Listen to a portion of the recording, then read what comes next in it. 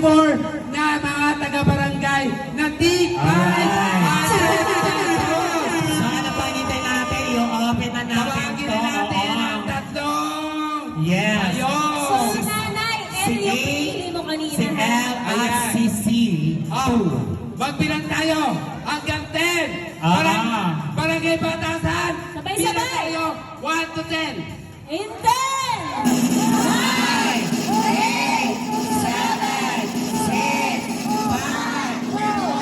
Ano ba talaga? Pera, laro, o palit?